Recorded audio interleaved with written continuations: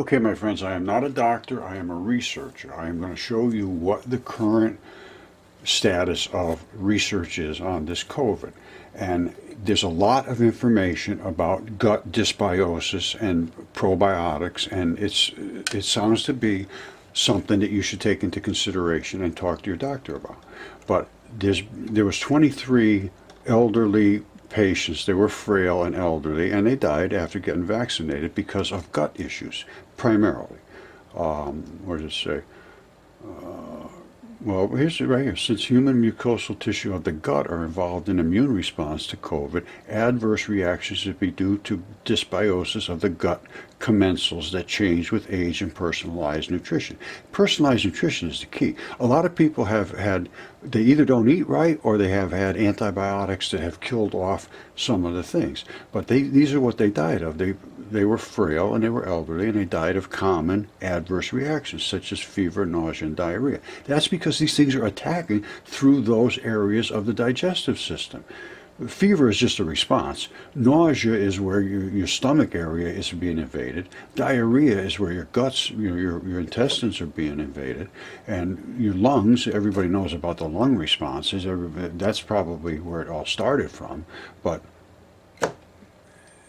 it's all got to do with bacteria. Now, so that's basically what it is turning out to be. Let me show you the National Institute of Health report.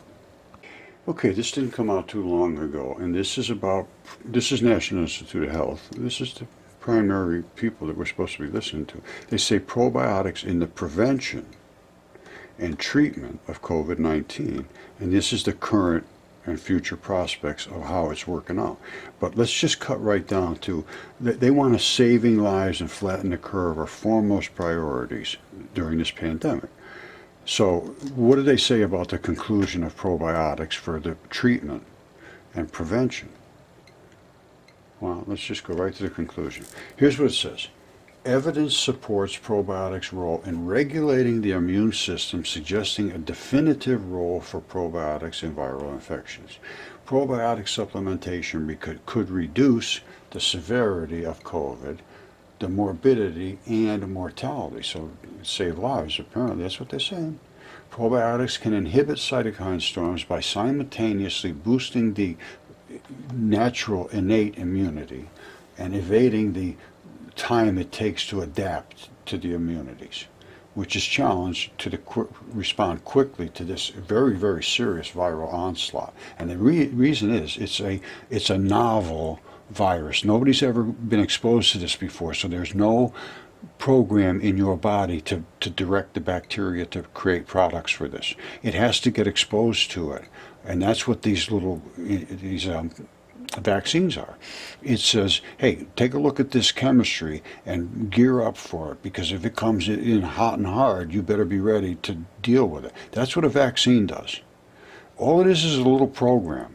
Don't get scared of these things, I don't think. I mean, they could give you some bad programming, yes. It's not like a chip thing. Don't think about that kind of crazy stuff. This is inside of you. When you get immune, how do you think you get immune? The only reason you're immune is some program in your body says, oh, I've seen this before. Oh, this is bad.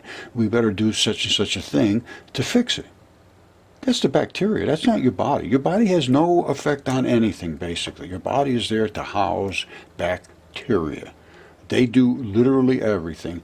They create the programs, they create the chemistry, they store the programs, they retrieve the programs, and your gut is 100% linked to your brain. They say your second brain. And all it is, it's bidirectional. It goes down and says, hey, we need some zinc. Go get some zinc. Okay, no problem. I got the zinc. All right. And then it sends it down to where it's like a communications network. And once you destroy that bacteria, hey, go get some zinc. Hey, go get some zinc. Hey, nobody answers. What happened? The guy's dead. Well, tell somebody out there. Nobody knows how to do that. So, what's going to happen? Well, maybe your kidneys will fail. I have no idea what's going to happen if we can't get that product. So that is what we're trying to do.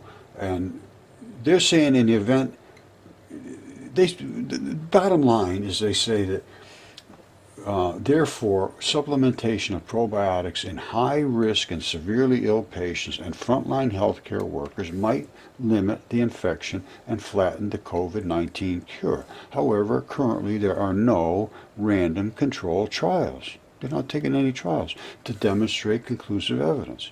But it says, on the other hand, though, circumstantial evidence supports the presumption that probiotic supplementation decreases the severity responses, including mortality, which is death. And then they're saying many clinical trials are underway. I haven't seen it. I haven't heard a word about probiotics, so that's what I'm saying. This is the research that needs to be looked into. I think they miss these things because this is the National Institute of Health. And I'm telling you what, this just came out in 2021. But there's another virtually identical thing to this about earlier infections in 2011. Let me just show you that, because these are the kind of things that are missed. I am a researcher. I bring these research. That's what I do, is research. I go back and I say, what did we miss? What did we miss? All right, this is another National Institute of Health, and this goes way back to 2011. That's 10 years ago. Basically the identical same thing about how it affects, the beneficial effects of probiotics have been demonstrated in many diseases. And they're trying to figure out how this all works. But that's back in 2011. And they say it demonstrated in many diseases. Now, that's two National Institute of Health, 10 years apart, and saying basically the same thing. And it looks pretty, you know, and I know that this works very well from other research that's been done. It appears that the probiotics save lives in a lot of cases. Now, again, talk to your doctor about it. Maybe he'll say, no, you shouldn't use those. It's up to you to take his advice if you want to, or do what you think is right. Probiotics are over the counter, so they have, as far as I know, there's been no adverse effects other than people sometimes, oh, I feel bloated, I have a lot of diarrhea and this and that for a while, and that could very well happen because it's readjusting your microbiome. So they'll just say, oh, some people can get along with it, some people can't. Well, it does take a little while, but there's never been any study that shows that it is actually damaging anything. It's working with, a lot of people have diarrhea, they have that all the time. Some people have just continuous, and that's because their gut is not working correctly. They don't have the right probiotics in their gut and prebiotics. And we've had extremely good results seeing what has happened to people that had all kinds of different issues. I mean, even acne. I'm serious. Let's look it up. Look up any disease that you can think of, virtually anything that you can think of, and then put in and gut disorders and microbiome, that type of thing, and see what it says. And it will usually say, if you have acne, for some reason it causes your gut to do this. Well, it's just the opposite. The gut not being able to deal with what it needs to send up to fight off that skin infection. The gut is the problem. It's not the other way around. The skin infection doesn't cause the gut. And it's every one of them says the same thing. This disease causes your gut to do such and such. This disease, eczema, boom. Diabetes, boom. Heart failure, boom. It's every one of them. 100% has a gut connection. 100%. If you could find something that doesn't, I'd love to know what it is. You know, maybe a gash to your arm. But as soon as that starts to be infected, you better have something to fight back, or you're going to get serious infection. I work with rocks and things all day long. I get, cuts, and my hands are all wrinkled and destroyed, but I don't get sick. I take the probiotics, and that's just my experience. Again, everything is up to you. I am a researcher. I look back, Hippocrates. All disease starts in the gut. Hippocrates, I think I don't know, he was BC sometime. All right.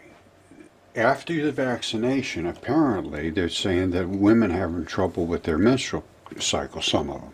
But again, a lot of women do have trouble with their menstrual cycle, and this again, National Institute of Health. Why do they have that? Well, I believe that it's invasion and they don't have the bacteria in the right places and so forth to protect in the vaginal fluids and so forth. All of that stuff is bacteria. And that's why when babies are born, they have to come through that vaginal canal and get all dosed in that. And even fecal matter, absolutely essential for the baby to get in all of that biology. And that kid will be healthy if the mother's biology is healthy. But it's basically based on bacteria. And if the bacteria is in the right places, in the right quantities, you're going to be healthy. It's as simple as that. That's your immune system. And that's shown over and over and over and over for years and years and years since Hippocrates. Now, so why are these women having these troubles with their menstrual cycles? Well, that is always a chemical change. Well, what causes that chemical change? What causes that? What causes the tissue to break down and have all the blood flow out and so forth? This chemistry is being changed, and that's why they have cramps and so forth. It's just like having bloated stomach and diarrhea and all that, and because of digestion. Well, it's the same thing in the vaginal area. It has to have that same. The womb is loaded with bacteria, and that bacteria is there to create an environment that a cell can develop into a baby. And that environment has to still have all that good bacteria to create the products and to create the exclusion, the embryonic fluids and all that stuff, so that the baby is protected from invasion and all the other things, is nurtured and nutrients and all of the stuff that the baby has to have to develop correctly. That's a very, very exotic mix. It's not simple. And it's not something, that's why they give you nutritional things. And they understand how important that is. They just don't, I don't think, understand the importance of the probiotics and the bacterial connection. Has any major studies been done on people that have all these different conditions, menstrual issues? I would look at the bacteria of the ones that are having the menstrual issues compared to the ones that are not. See what different bacteria are residing there, and what, like they do fecal transplants. And I got to be honest with you, I'm thinking of getting one. There's no reason I shouldn't be able to get one. All I'm doing is getting somebody else's good bacteria to populate my area that's probably not all that good anymore. I'm in good shape, because I've been taking probiotics for quite a while now, and I take Metamucil as a bulk. So I'm not thinking that I have any real issues, but I have noticed that I'm forgetting things and my mind isn't as good as it was, and and I'm getting sore and tired. I'm aging. I'm 73, so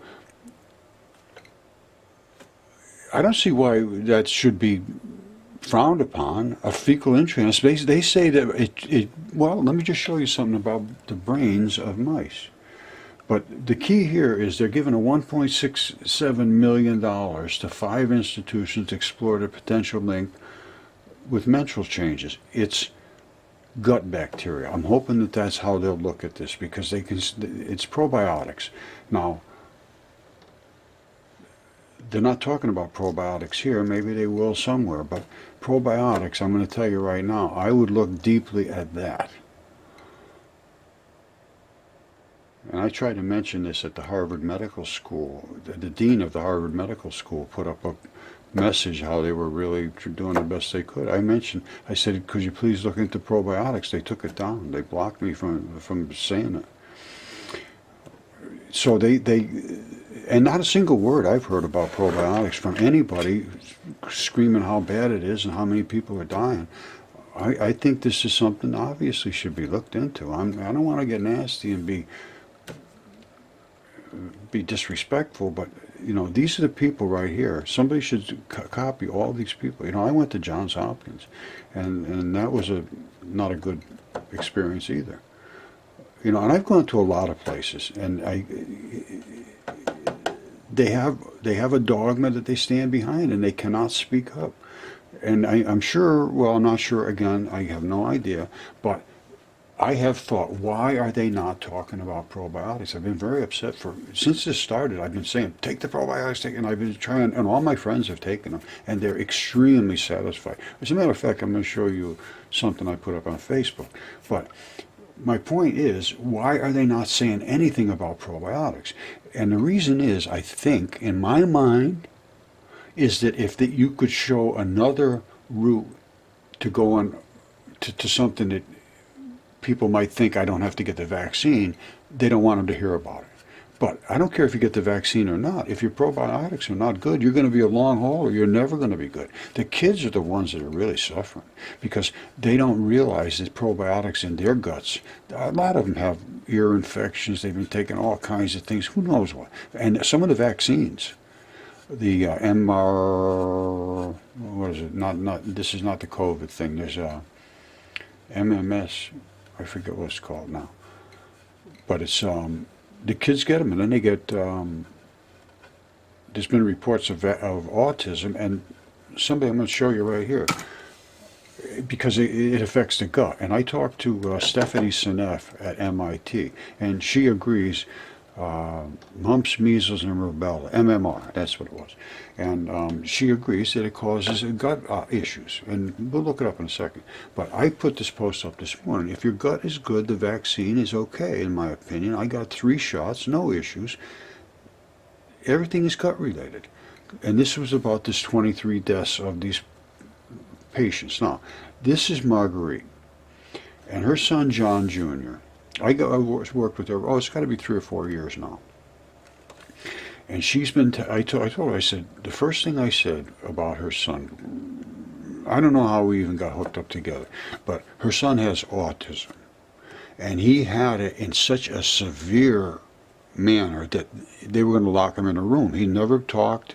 He was stimming continuously, jumping and humming and just bouncing his head around, and they were afraid he's going to hurt himself or hurt other people. And she was just beside herself, nothing they could do. They were going to take him away. They wouldn't even allow him to participate in an autism study because he was too far on the bad end of the scale. They wouldn't even allow it. I'm not kidding you. So I started out by saying, how's his digestion? Oh, terrible. So we got him on the probiotics. We got him on a couple of little supplements and so forth. And at that time, I wasn't even into the prebiotics. But he started to turn around.